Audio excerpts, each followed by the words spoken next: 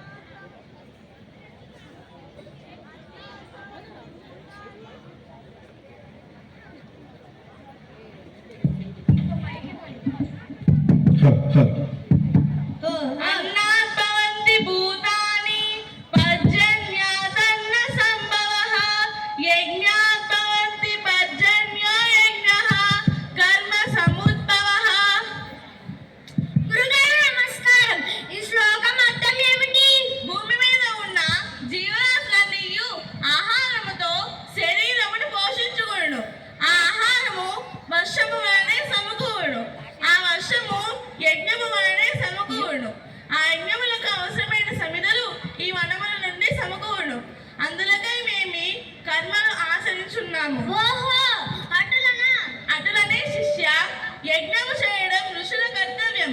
ఆ కర్తవ్య నిర్వహణలో ఈ ప్రకృతి సహాయాన్ని అందిస్తూ చెట్లకు కృతజ్ఞత తెలియజేస్తూ యజ్ఞకర్రలు తీసుకుంటున్నందుకు చెట్లను క్షమించమని ప్రార్థిస్తున్నాను. అంటే గురువుగారు సంతృష్టి కలిగి ఉండటం అన్నమాట.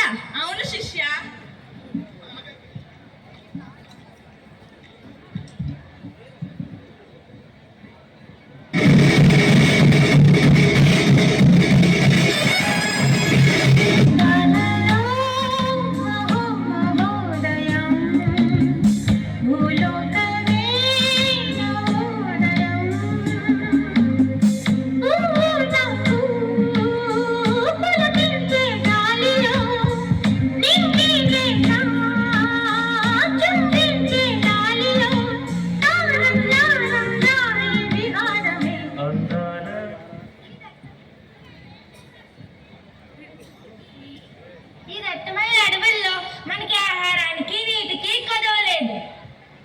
అదిగో ఆ గజ సమూహం అంతా ఇటే వస్తున్నట్లుంది. వాటి రాక ప్రతిధ్వనిస్తున్నది. అవునవును, అది సరే గాని మన పులి గ్రామంలోకి వెళ్ళి పాల రుచికి లోబడి పిల్లిలా మారిపోయి అక్కడే ఉండిపోయిందంట. నిజమేనా? నిజమయ్యే ఉంటది. తినమరిగిన పులి కదా. చూడు, కొంతమంది తిండి కోసమే బతుకుతారు, బతకడం కోసం తినరు కదా. అదంతా ఉట్టికట్టు కదా. నువ్వు వెళ్తావా ఏంటి ఆ పాల రుచి కోసం? అమ్మో, ఇప్పుడు నేను వెళ్తే పట్టుకొని సాల్లో పెడతారు. అంత కర్మ నాకేం పట్టింది?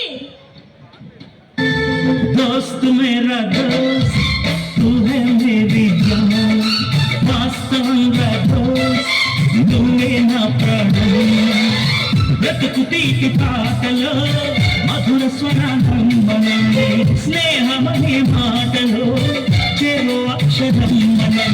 दोस्त मेरा दोस्त तू है मेरी जान, వాస్తవంగా. మనమంతా కారుణ్యం వల్ల ఇంటికి వెళ్దామా? సరే, వెళ్దాం. పదండి.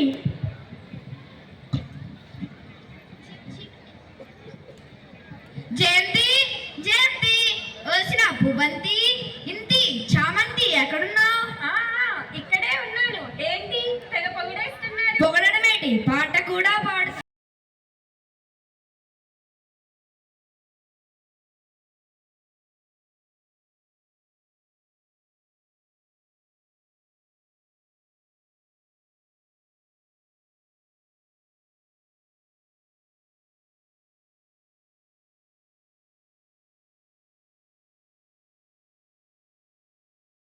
చాలండి. ఏంటా శ్రీవారు చాలా హుషారుగా ఉన్నారు. ఏంటి సంగతి?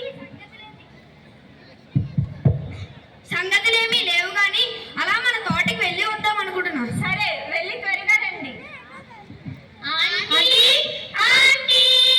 రండి రండి, ఆంటీ ఇంట్లో ఉంది, కూర్చోండి. సరే అక్క.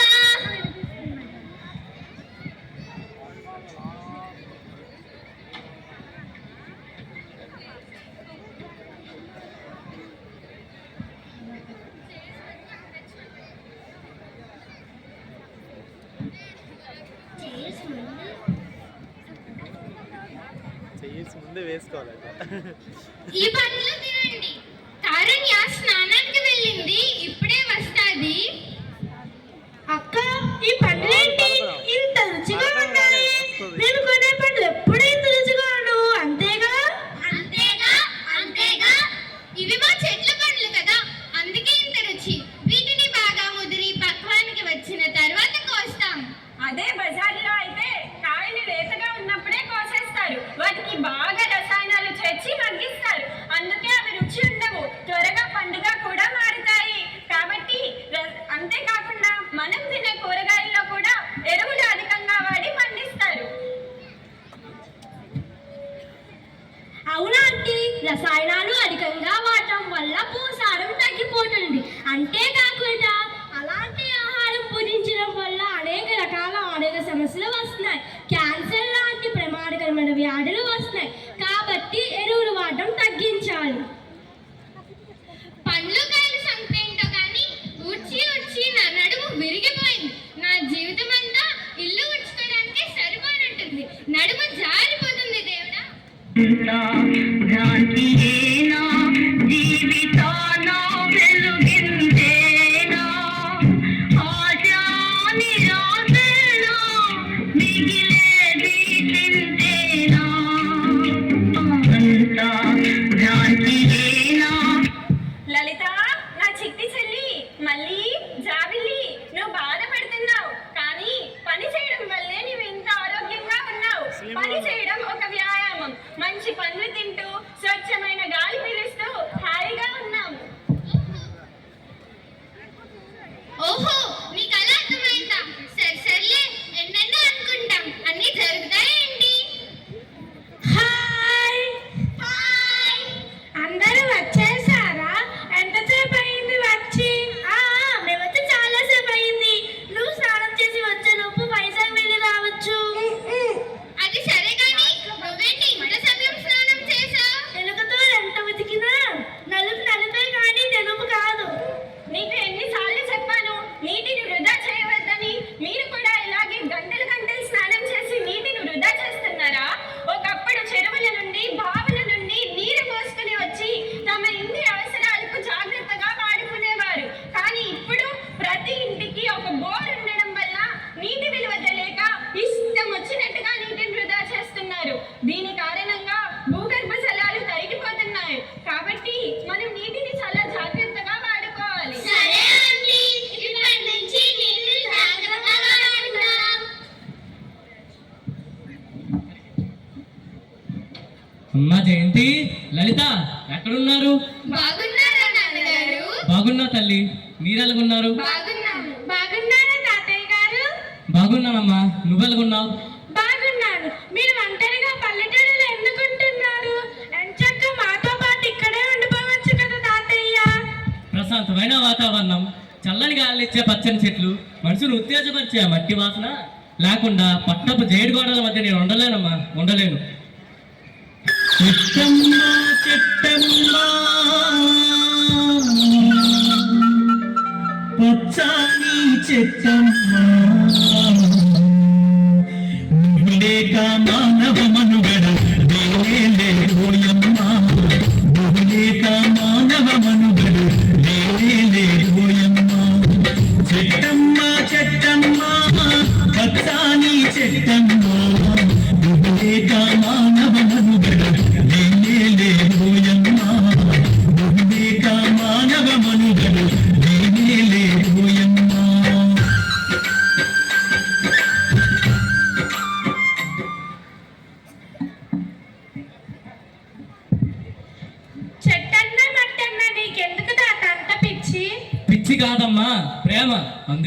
మీ మామయ్యకు పృథ్వీ అని పేరు పెట్టా. పృథ్వీ అనగా భూమి. పాలు పట్టి ప్రేమగా పెంచిన పిల్లలు పక్షుల్లోకి ఎగిరిపోయారే కానీ నీళ్లు పోసి పెంచిన ఆ చెట్లు నాకు నీడగా నిలుస్తున్నాయి, నాకు ప్రాణం పోస్తున్నాయి. నేను అక్కడే ఉంటాను, అప్పుడప్పుడు ఇలా వచ్చి వెళ్తుంటాను. అక్క అక్క, నేను బజార్కు కూరగాయలు తీసుకురావడానికి వెళ్తాను. అది సరే కానీ ఏంటి ఖాళీ చేతులతో ఉప్పుకుంటూ వెళ్ళిపోతున్నావు? ఎవరో ఫంక్షన్ కు పిలిచినట్లుగా. అక్కడ వాళ్ళు కవర్లు ఇస్తారు కదా, అందుకే తీసుకువెళ్ళడం లేదు. అర్థం చేసుకోదు. ఇస్తారు, ఎందుకు ఇవ్వరు? నీలాగే అందరూ ఉండడం వల్ల నేడు ప్లాస్టిక్ వాడకం ఎక్కువైపోయింది. ఆంటీ, మా సైన్స్ మేడం చెప్పారు, ప్లాస్టిక్ అనేది మనం వాడి పడవేసిన తర్వాత అది త్వరగా భూమిలో కలవదట. ఒక కవర్ పూర్తిగా నాశనం అయ్యి భూమిలో కలవడానికి చాలా సంవత్సరాలు పడుతుందంట. దానిని కాల్చివేసినా దాని నుండి వెలువడిన రసాయనాలు గాలిలోనే ఉంటాయట. కాబట్టి మనం ప్లాస్టిక్ వాడకం తగ్గించాలి. అవునా ఆంటీ, ఇది మీకు తెలుసా? ఈ మధ్య మా ఆవుకు జబ్బు చేస్తే డాక్టర్ దగ్గరకు తీసుకువెళ్ళాము. దానిని స్కాన్ చేసి కడుపు నిండా కవర్లు ఉన్నాయని అన్నారు. ఎన్ని రోజులు బ్రతుకుతుందో చెప్పలేమన్నారు.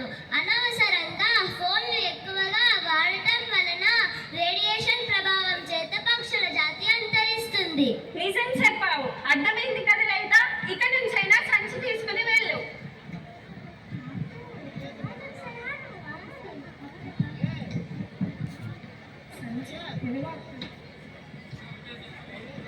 ఇదిగో సంచి తీసుకొని వెళ్తున్నా.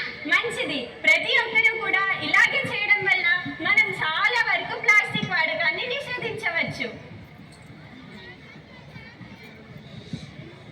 సరళ, ఊళ్ళో అందరూ కంగారుగా ఎక్కడికి పరిగెడుతున్నారు? అదే కవిత, మన ఊరిలో ఏనుగుల గుంపు వచ్చి పంట పొలాలు నాశనం చేస్తున్నాయి. అవునా? జయంతి ఆంటీకి సంగతి తెలుసో లేదో? పద వెళ్ళి చెబుదాం. ఆంటీ ఆంటీ, మీకు ఈ సంగతి తెలుసా? ఏంటి, ఎందుకింత ఆయాసపడుతున్నారు? ఏదో పరుగు పందెంలో గోల్డ్ మెడల్ సాధించినట్టుగా. ఏంటి కంగారు? అదే ఆంటీ, మన ఊరిలో ఏనుగుల గుంపు వచ్చి పంట పొలాలు నాశనం చేస్తున్నాయి. ఇద్దరు వ్యక్తులు కూడా గాయపరిచాయట. అయ్యో అవునా, మనం వాటి స్థావరాలను నాశనం చేస్తున్నాము. అందుకే అవి మన స్థావరాల్లోకి వచ్చేస్తున్నాయి. చెట్లు నరికేయడం వల్ల వాటికి స్థావరం లేక అడవుల్లో నుంచి మన గ్రామాల్లోకి వచ్చేస్తున్నాయి.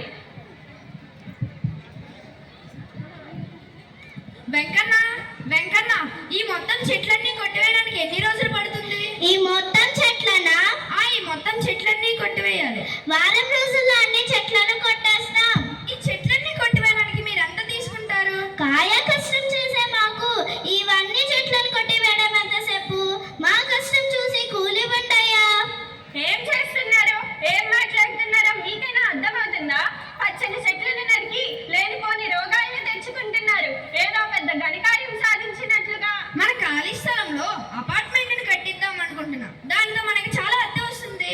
మనం జీవితంతో సుఖంగా జీవించవచ్చు. డబ్బు కోసం ఆశపడుతున్నారు, సుఖం కోసం చూసి సంతోషాన్ని పోగొడుతున్నారు. నాకు నచ్చింది మీకోసం చేస్తున్నాను, చేస్తాను, అంతే. అంతా నా ఇష్టం, అంతా నా ఇష్టం. ఆ పక్క నాదే, ఈ పక్క నాదే, తలపైన ఆకాశం ఒక్క నాదే. ఏం బిడ్డ, ఇది నా అడ్డ. ఏ బిడ్డ, ఇది నా అడ్డ. ఏ బిడ్డ, ఇది నా అడ్డ. మీ ఇష్టమే కానీ పచ్చని చెట్లను పచ్చని నోట్ల కోసం నరికేస్తున్నారు. రియల్ ఎస్టేట్ పేరుతో బంగారం లాంటి భూములను బంజరు భూములుగా మార్చేస్తున్నారు. మన అవసరాల కోసం తల్లివడి లాంటి ప్రకృతిని నాశనం చేస్తున్నాము. దీని కారణంగా వాతావరణం సమతుల్యత దెబ్బతింటోంది. అలాగే వాతావరణంలో వాయు కాలుష్యం, శబ్ద కాలుష్యం ఏర్పడి అనేక ఆరోగ్య సమస్యలు కూడా వస్తున్నాయి. చెట్లు నరికేయడం వల్ల అనేక ఆరోగ్య సమస్యలు కూడా వస్తున్నాయి. కాబట్టి ప్రతి ఒక్కరూ చెట్లను నాటాలి. ప్రతి పుట్టినరోజుకో పెళ్లి రోజుకో గుర్తుగా ఒక మొక్కను నాటాలి. వృక్షో